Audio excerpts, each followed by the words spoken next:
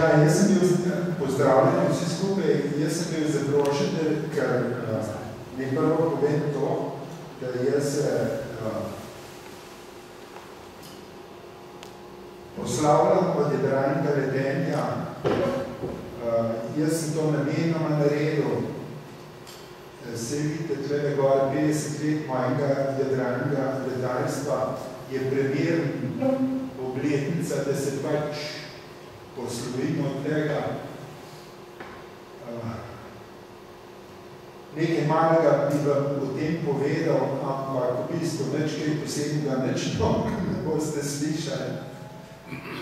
Jaz sem tle še na vrh napisal 60 let mojega letalstva, zaradi tega, ker sem prej 10 let, preden sem začel leteti tudi modelar, zato to tako imenujem.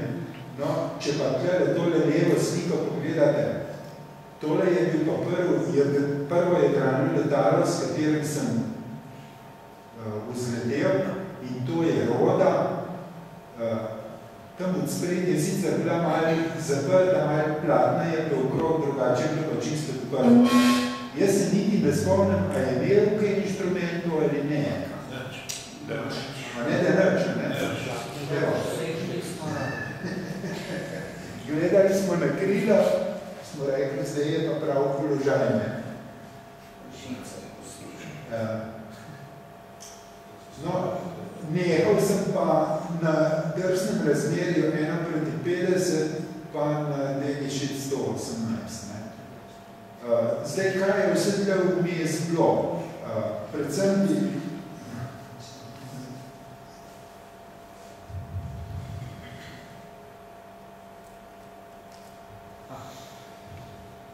tehnični razvoj. Recimo, levo gor je leto 1960, desno pa 2009.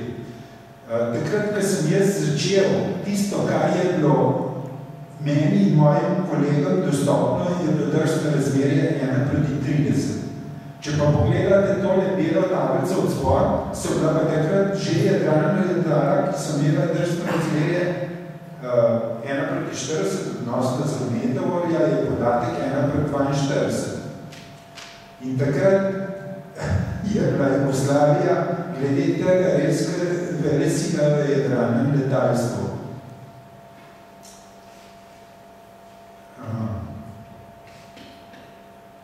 Seveda potem z uvedbo teh plastičnih materialov je pa to zelo hitro v bistvu naraslo na dvakratno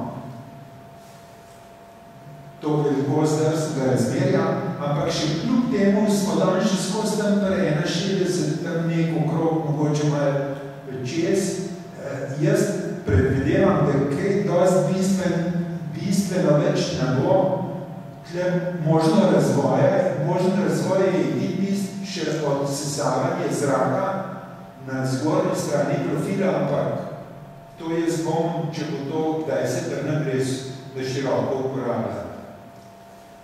No, tudi pri inštrumentih je bil pa večji korak narejen v teh 50 letih. Takrat, ko sem jaz začel leteti, so bili v bistvu osnovni inštrumenti in to brzinomer, višinomer, variometer, kompas, pa libela, pa eventualno kontrolnik.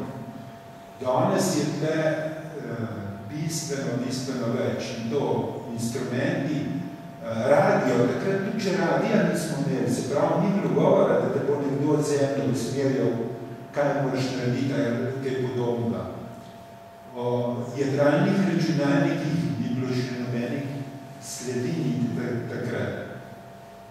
No, potem so prišli tele fly data rekorderji. Če samo povem, da takrat, ko sem jaz letel, če si šel na prelet, ali si šel iz točke A do B, če si pa trikotnik letel, je pa mogel na obratnih točkah nekdo na zemlji biti, postavljati platna, tista platna so se običajno na 15 minut menjale in potem si ti po letu mogel napisati, kjer uro na kjer obredni točki si bil in kakšen znak je bil. Opazovalec na zemlji te je pa tudi mogel videti. Se pravi, delanje rezultatov preletov je bilo mnogo bolj komplicirano, kot je to danes. Ker tale flight data recorder je sicer drag, ampak je rešil čisto vse probleme, ni treba nobenega, včasih smo mogli še barograf imeti, pa smo imeli fotoaparate, zemljske ure so bile, vse sorte je bilo, ne. No, naslednja pridobitev je še Flarm, se upam, to vsi poznate. Praktično pa od tega časa naprej bojo čim prej, vsaj tisti, ki bojo hodili na prelete, hodili imeti tudi transponder vgrajen.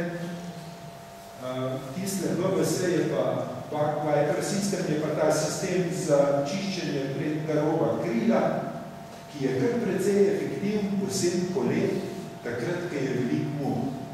Spomlad je čisto vseeno, da mršna, ne, dočim polet je pa bistvena razlika.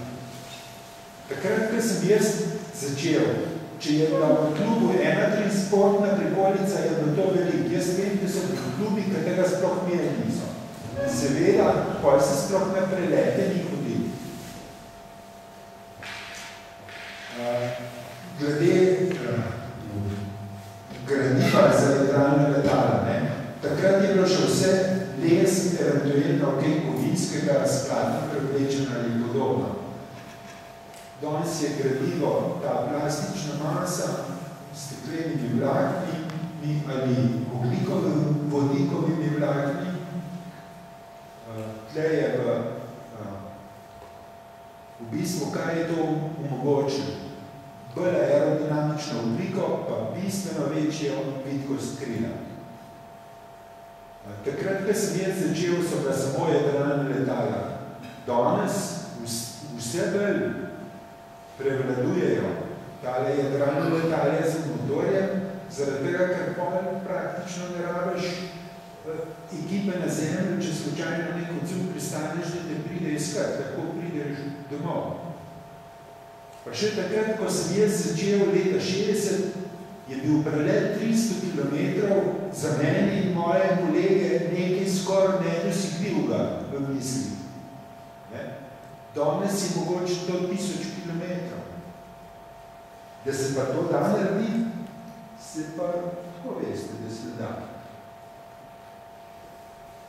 No, prvi samostojni let sem naredil na letalu Grunau Wave 26.7.1960, takrat sem imel na let 2 ure pa 22 minut, pa ne zelo velik. Če povem, da so ti takratni štarti maksimum 3 minute. Ker smo imeli tako slabo vitlo, da potegna, da je tam 150, mogoče 200 metrov.